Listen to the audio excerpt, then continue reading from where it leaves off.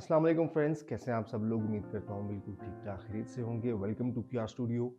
मुझे कहते हैं कासिम राजपूत। दोस्तों, इन्वेस्टमेंट पार्टनरशिप, आपने बहुत सारी बातें सुनी होंगी कि इन्वेस्टमेंट किसके साथ करनी चाहिए, पार्टनरशिप किसके साथ करनी चाहिए, इसके तरीके क्या हैं, क्या रूल्स रखने चाहिए, क्या चीज़ें परखनी चाहिए।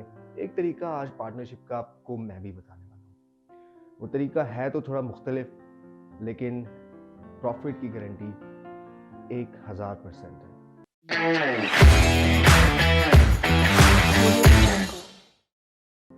दोस्तों, ये पार्टनरशिप का जो फॉर्मूला मैं आपको बताने वाला हूँ, ये फॉर्मूला बहुत सारे लोगों ने अप्लाई किया, और जिसने भी अप्लाई किया है, जिसने भी इस फॉर्मूले को अपनाया है, या जिसने भी ये पार्टनरशिप की है, आप देखेंगे कि उसने कामयाबी हासिल की है।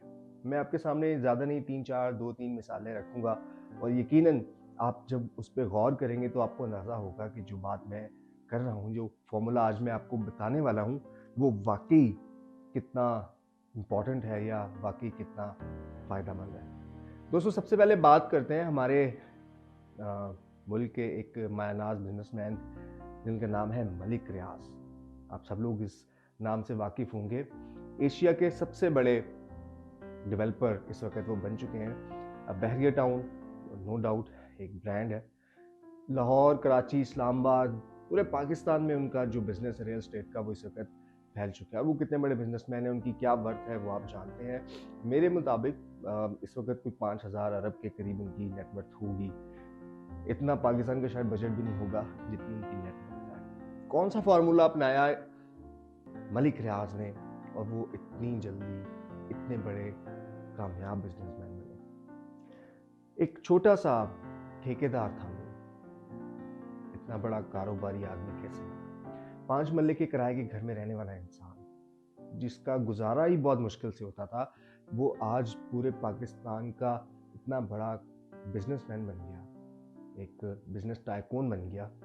क्या वजह थी? और दूसरी बात, साथ ही साथ आपको ये बताऊं कि कुछ अर्सा पहले अदालत, हुकूमत और बहुत सारे लोग उनके खिलाफ भी थे। इवन कि उनको पाकिस्तान की तारीख का सबसे बड़ा जुर्माना भी अदा करना पड़ा।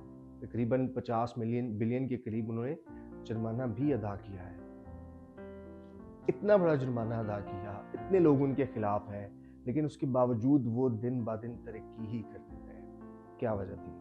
उनसे एक दफ़ा किसी ने पूछा कि सारे लोग आपके इतना खिलाफ हैं, आपके पीछे हैं, तो आपने क्या सोचा, फिर भी इतने मुतमईन और इतने तहम्मुल से रहते हैं, क्या वजह है इसकी? तो उन्होंने जवाब दिया कि ये सारे मिल के भी मेरा कुछ नहीं बिगाड़ सकते। तो पूछा कि इसकी क्या वजह है, क्यों आपको ऐसा लगता है, या आप कैसे इतने मुतमईन हैं कि सारे मिल के भी आपका कुछ नहीं बिगाड़ सकते? तो उन्होंने कहा कि मेरे जितने भी कारोबार हैं अब तक के, जितने भी कारोबार आज तक मैंने किए हैं, उन सब में मेरा पार्टनर अल्लाह ताला है। ये बड़ी हैरानी की बात होगी आपके लिए कि जितने भी उनके कारोबार हैं, उसके अंदर एक मखसूस हिस्सा उन्होंने अल्लाह ताला की पार्टनरशिप का रखा हुआ है। वो कहते हैं कि मैं जो भी कारोबार करता हूँ, जो भी नया प्रोजेक्ट लाता हूँ, मैं पहले उसका एक हिस्सा अल्लाह की तरफ से पार्टनरशिप करता हूँ, और वो फिर मैं अल्लाह की राह में दे देता हूँ। आपने देखा होगा बहरिया टाउन में और जगह जगह पे उन्होंने दस्तरखान के नाम से जो है वो ऐसी जगह बनाई हैं जहाँ पे हज़ारों लोग रोज़ाना फ्री खाना खाते हैं। इसके अलावा वो चैरिटी बहुत सारी करते हैं, वो अल्लाह की राह में बहुत खर्च करते हैं।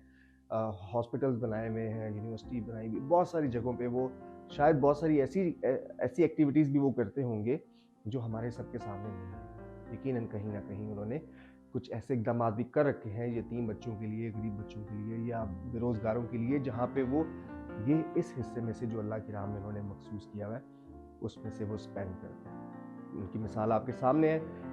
इतना कुछ होने के बावजूद, इतनी परेशानियों के बावजूद भी वो मुतमईन रहते हैं, और दिन ब दिन हम ऊपर जाता हुआ देख रहे हैं। दूसरी एग्जाम्पल जो मैं आपके सामने रखने वाला हूँ, वो है जुनैद जमशेद की। जी हाँ, वो अब हमारे बीच इस दुनिया में मौजूद तो नहीं है, लेकिन यकीनन उन्होंने अपनी ज़िंदगी के अंदर जितना कुछ भी किया है वो काबिल दीद है, याद रखने के काबिल है। उनकी ज़ुबानी जो मैंने स्टोरी सुनी उनसे, आप लोगों ने भी यकीनन उनकी वीडियो यूट्यूब पे पढ़ी है, देखी होगी। अगर आपने नहीं देखी तो आप सुन भी सकते हैं।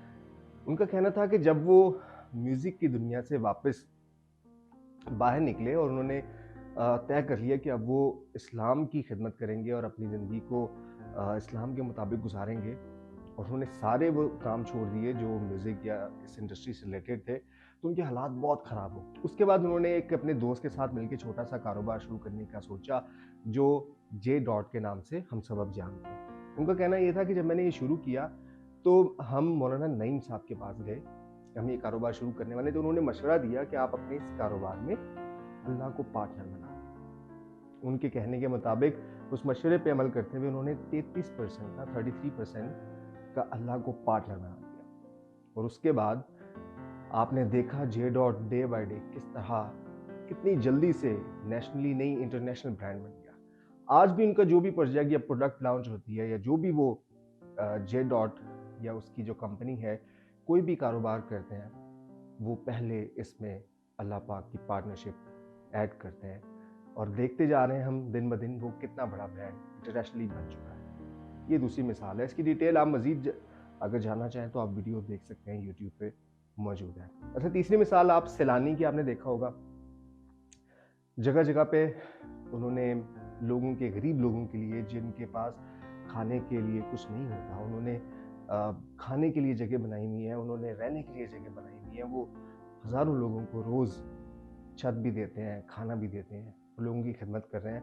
उनको चलाने वाले हैं, उनकी जो टीम है, आप उनसे कभी बात करके देखें, वो इतने मुतमईन हैं कि कभी उनको परेशानी होती ही नहीं है कि उनके जो डोनर्स हैं, जो उनको डोनेट करते हैं, कि वो कहीं कमी ना हो जाए। बल्कि उनका कहना ये है कि कोई ऐसा डोनेट करने वाला या डोनर नहीं है जिसने शुरू थोड़े से किया है और आज ज़्यादा डबल या उससे भी ज़्यादा डोनेट कर रहा है। ये क्या वजह है? ये सारी मिसालें जो आपको देने का मकसद ये है कि अल्लाह को पार्टनर बनाने का मकसद आपके कारोबार में ऑटोमेटिकली बरकत आ जाती है। ऑटोमेटिकली वो, हम ये तो बात कर रहे हैं अपने इर्द-गिर्द लोगों की, हम बात करते हैं इंटरनेशनली। बिल गेट्स की बात कर लेते हैं। हमें लगता है कि बिल गेट्स दुनिया का अमीर-तरीन आदमी था या है या उनकी लिस्ट में आता है। बिल गेट्स ने 152 बिलियन के करीब चैरिटी की थी। इतनी बड़ी अमाउंट चैरिटी करने के बाद आपको नहीं लगता कि उसको दिवालिया हो जाना चाहिए था? आपको नहीं लगता कि उसके पास पैसे खत्म या कम हो जाने चाहिए थे? लेकिन सर आपको बताता चलूं कि जो बिल गेट्स पहले 1 सेकंड में $130 कमाता था, अब शायद 200 से 300 से ज़्यादा डॉलर पर सेकंड कमाता है। क्या वजह है कि उसकी कारोबार में, उसकी पैसों में इजाफा होता जा रहा है? चैरिटी करते हैं। आप रोनाल्डो को देखिए, उसकी हिस्ट्री पढ़ के देखिए, उसकी बातें सुन के देखिए, कितना बड़ा स्टार है, लेकिन वो बताता है कि वो कितनी चैरिटी करता है। जितने भी लोग आप देखेंगे इर्द-गिर्द, वो चैरिटी करते होंगे। अगर हम अपनी ज़ुबान में इसको बात करें, डिस्कस करें, तो हम अल्लाह को पार्टनर बना लेते हैं। जितने भी लोग, मैं पर्सनली बहुत सारे लोगों को जानता हूँ जिन्होंने ये इक़दाम किया, उन्होंने अल्लाह को पार्टनर बनाया और यकीन करें मेरी आंखों के सामने अल्लाह ने इनको ऐसे भाग लगाए हैं कि देखते ही देखते वो कहाँ से कहाँ पहुँच गए। ये मैं ज़ाती तौर पे खुद भी आजमा चुका हूँ।